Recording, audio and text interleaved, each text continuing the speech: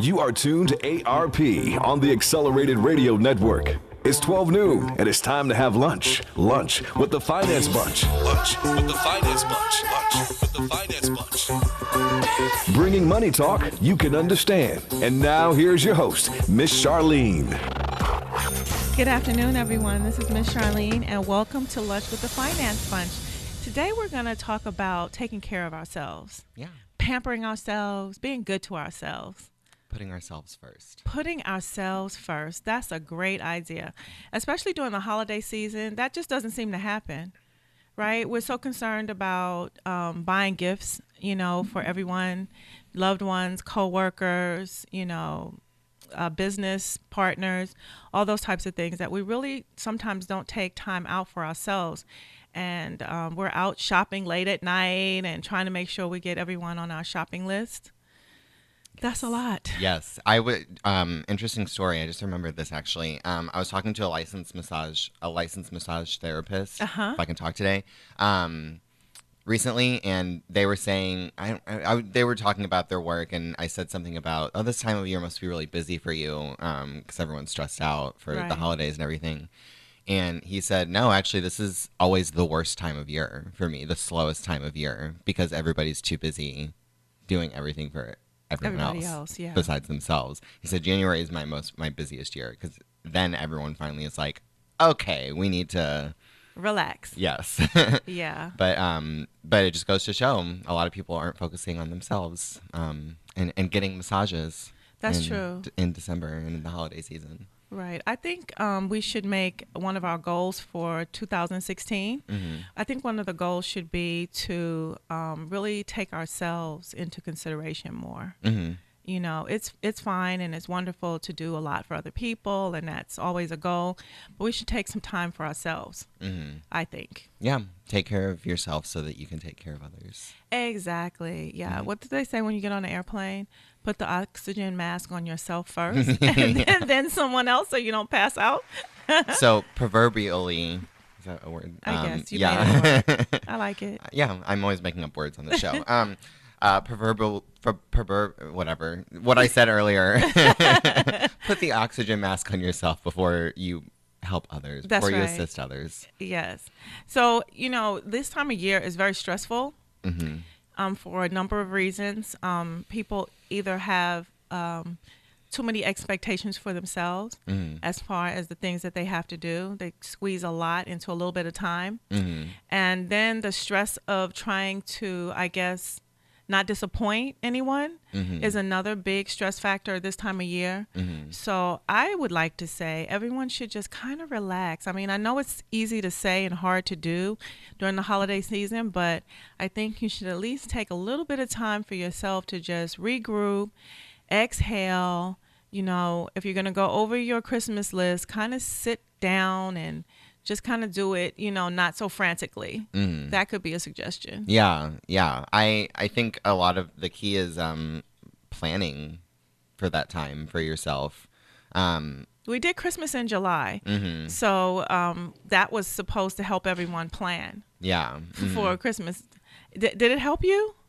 For me? For me, it did. It helped me too. Yeah. Yes, definitely. Like financially and in that sense, it definitely helped me this Christmas season.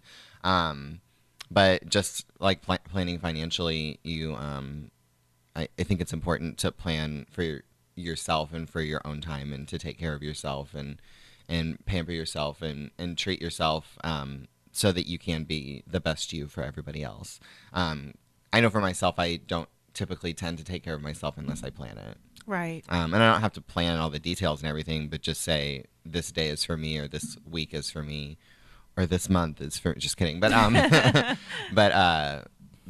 or these 10 minutes are, I'm not going to think about anybody else, and everybody else can just deal with it for 10 minutes while I just decompress. Yeah. That's a good word, decompress. Yeah. It's a lot of what's needed at this time of the year. Now, how are people dealing with stress? 44% of Americans are stressed out.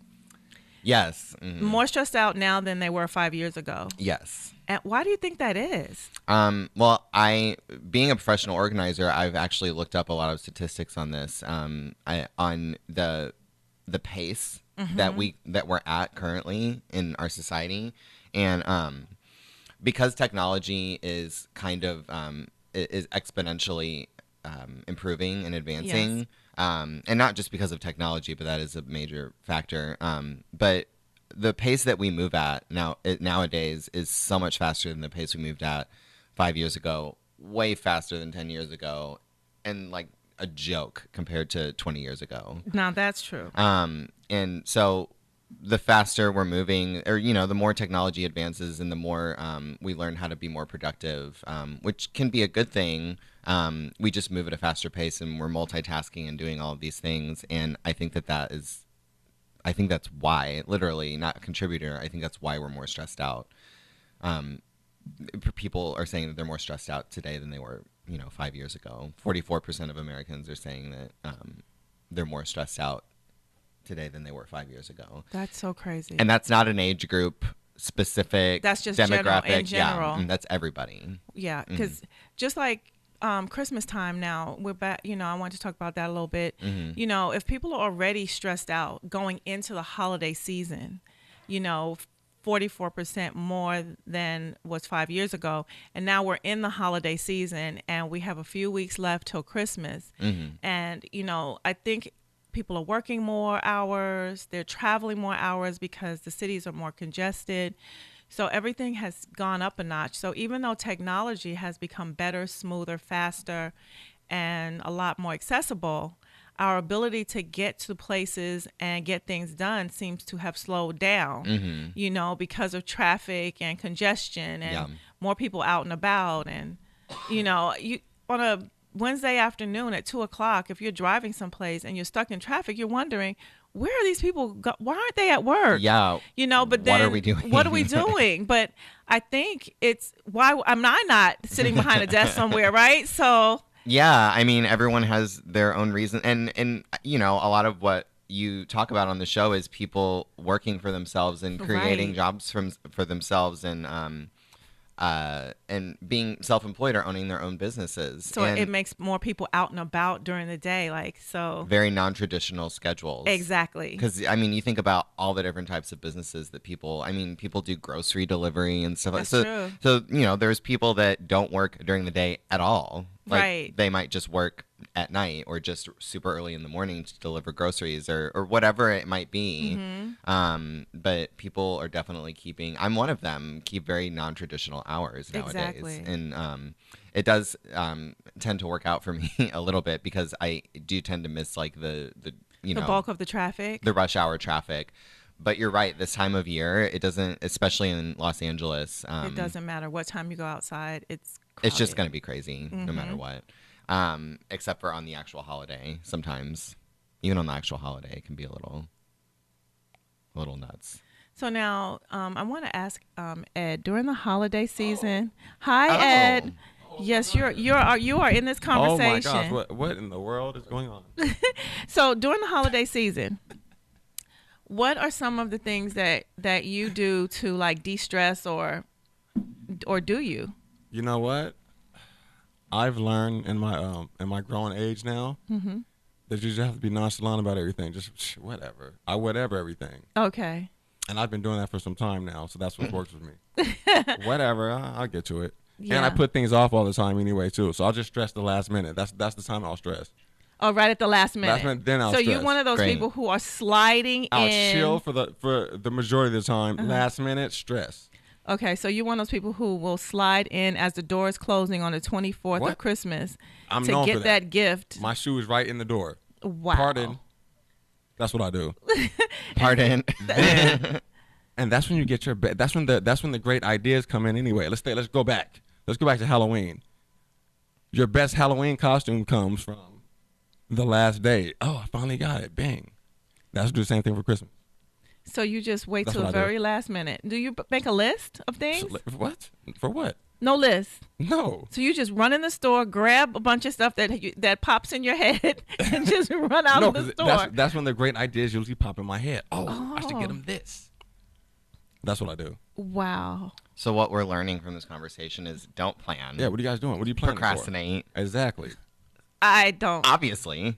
Yeah, no, I can't. I can't. But why not, guys? You guys are stressed the whole December. But you know what's funny though is he actually is saying something that it's a real technique, not exactly what he's saying, but he's giving himself a stress window, and that's a real technique that I learned from a therapist. See? Which is to say, I'm going to give myself these 10 or 20 minutes to worry, or a worry window. That's what it was called. To worry, and like this time of the week or whatever, this time of the day, and I personally don't do this because I really try to just not worry at all, but it doesn't always work. But if you give yourself that window and say I can only worry in that 20 minutes or whatever, then what happens is whenever you start worrying about things, you can say, nope, this isn't the time. At 4 p.m. today. I can worry about things. Just push it off till then. And then worry for 20 minutes, and then that's the only time you're allowed to worry. Apparently, that's a technique that I don't use. Is that daily? That's what this person said. Daily. I don't believe I'm rolling with mine. Yeah, so you wait until the I'll very wait till the end. 21st. We need to get a therapist The in here and ask 21st? them. 21st. Right. So on the 24th of day of December. No. Oh, you don't wait till the 24th. No, I won't go that far. For example, let me give you an example. I know that I want to give someone a kitten, right? Oh, okay. I'm gonna wait till the 23rd. Why? I can't get it now, right? I don't want the kitten in my house. I was gonna say you're giving someone a responsibility for Christmas. Yes, they want that. Perfect. That's great. So I'm gonna wait till the 23rd to get my Craigslist on. Yeah. Should I not go on Craigslist for a kitten? I don't know. Where do you buy a cat from? Well, Not the pet store. yeah, I mean, you can. Or I could from get a my store stray on. Craigslist. See, I was gonna say you and should get a rescue. Yeah, no, that's what. See, and this is how it always worked for me. This is what'll happen. It'll be the 23rd, and I'm like, dang, I still haven't got the cat. And then I'll see one creeping by in my neighborhood. Snatch. And then you'll snatch up a cat from your neighborhood? I mean, that's what I've been thinking about doing this season. I don't do this all the year. Why don't you get a rescue cat? Like rescue one from a... I was rescuing that one. The one From his neighbors. That's probably a neighbor's cat. That's Okay. probably a neighbor's cat. Okay. Hey, So- whatever. Whatever works. No, but yeah. Go to the animal shelter or get it. That's what I did with my cat. I stole it from my neighbor. I'm just kidding. I actually didn't steal it from my neighbor. It was my neighbor's cat, and she couldn't take care of it anymore. So I technically rescued a cat. Okay. Yeah. So don't do this at home. You go to a rescue shelter if you want to give someone an animal for Yes. a Christmas present. And that will be a gift to not only the person you're giving it to, but also to the animal that you rescued. Oh, Right? That's right. that's cute. Find someone to love the animal. Yeah. So, but stress is something that's real, and we all deal with it in different ways. Mhm. And you have to deal with it at some point because it can have a very negative effect on you. Well, you saying you have to deal with it at some point. I mean, literally, you have to. If you don't deal with it, if you don't choose to deal with it at some point, it shows up Right. in one way or another, physically or emotionally or whatever. But Like some people have like real serious physical reactions to stress, bad ones. mhm. You know, they might break out in hives. You know, depression sets in because they're overwhelmed. Mhm. So, you know, we're joking and stuff like that, but you really have to get a handle on it, especially during the holiday season. Mhm. And that's why we decided not to do, you know, a pre-planned show today and just kind of talk about it and talk about how people should, you know, try not to be so stressed during the holiday season. I know it's easy to say and hard to do, but you know, give yourself a break. The expectations that you're setting for yourself are your expectations. They're not someone else's expectations. People don't usually expect from you what you expect from yourself, if that makes sense. Yeah. So if you have these 20 people or 10 people or 5 people or even one person on your list, like we said before, the biggest gift you can give someone is your presence. Literally being in the room, showing up in the room, not on your phone, not texting someone, not, you know, distracted by all of the things that distract us, but literally showing up and being in the room and sharing that specific time with that person or those people or those family members. I think that's the greatest gift you can give someone in this era is your time. You know, because how many times do we have conversations where we're literally on our phone, distracted, even though we're talking to each other? You know, I remember we had lunch last week, Yeah. and all of us were on our phones, and I think it was like a general consensus. We were relieved that each other were on our phones so that we could be on our phone and not seem rude.